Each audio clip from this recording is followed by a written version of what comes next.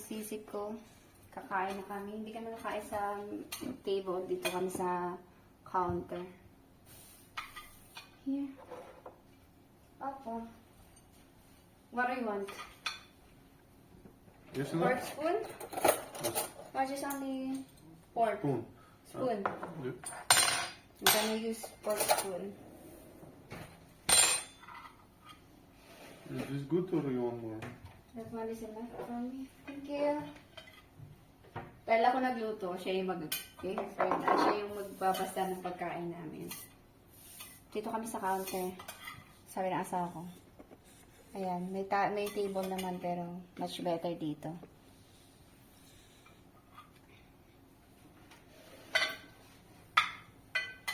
Are you excited, Marco? For going out or for the food, man? For the food. Yeah, of course. Hingin natin yung reaction ng aking asawa.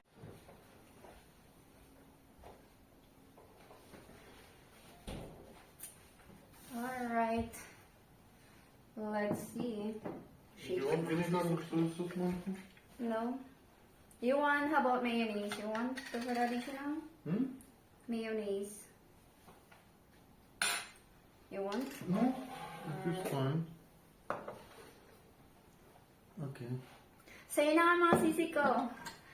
Antayin ko yung reaction video ng aking asawa. Reaction about sa aking cooking skills / experiment. I'm sure it will be fine.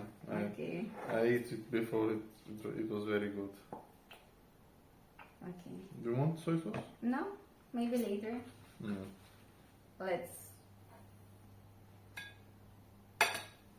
wait. Antayin natin yung reaction niya. Very good, Marco. Very good. So, okay. The 1 to 10. The consistency is there. I like the taste. I don't feel the mayonnaise too much, which is better for me. And yeah, I think there is enough from the stick wraps and the rice and I just love it. From 1 to 10, I'll tell you. I'll not give you 10. Okay. I'll tell you 9. Okay. It's okay. Not bad. Thank you. Okay, mga sisi ko, let's eat. At least You it's want good. soy sauce, Marco? I'm gonna try. Thank you. Yes, as always. Very good.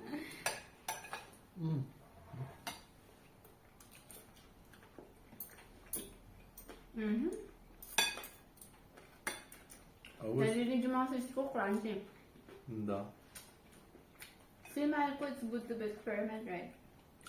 Yeah. To be honest, I get used to that kind of food already. Before I didn't eat too much.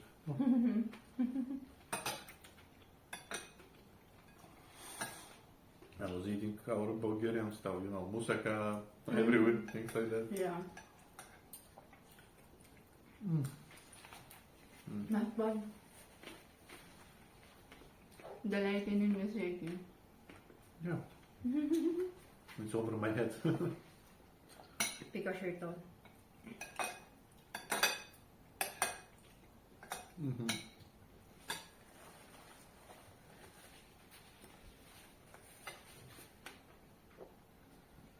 Cheers. No.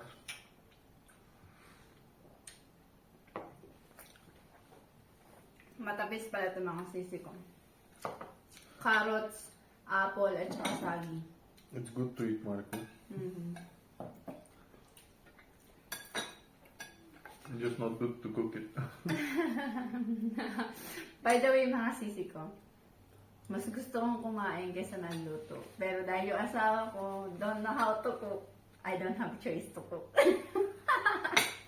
I know how to cook, just some dishes, not What everything. kind of dishes is that? Salad. Oh my god, it's not for cooking. Okay, I can cook güvece. Also, spaghetti bolognese. And what else? Let me think. It's not too much. Just only 3. My list of cooking skills is very very short. Yeah, I think that's it. Maybe some Macaroni is... No worries. Your wife is here. Yeah, that's good. I'm gonna cook you whatever you want. As long you like my cooking skills. Yeah, okay. I'm blessed. Mm-hmm.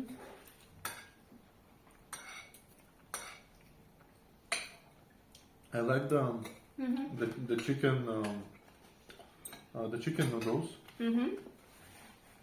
Also the vegetable dish with the chicken also. Mm-hmm. I don't know, everything with chicken pretty much. Some things with pork. Meatballs.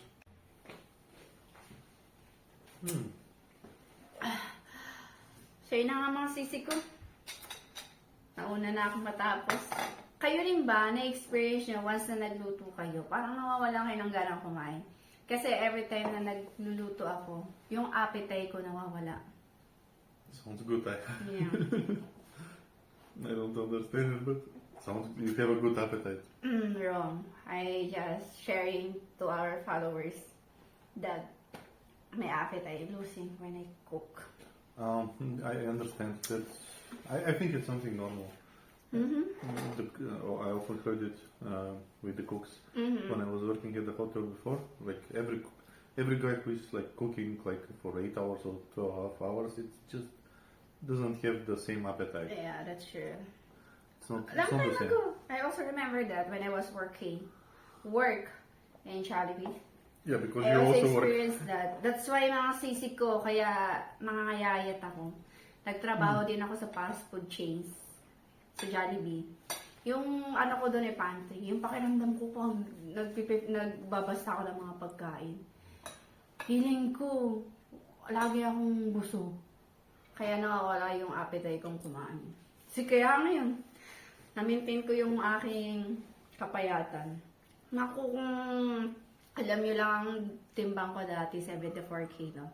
Pero ngayon, nasa 60 plus na lang. So yun lang, share ko lang.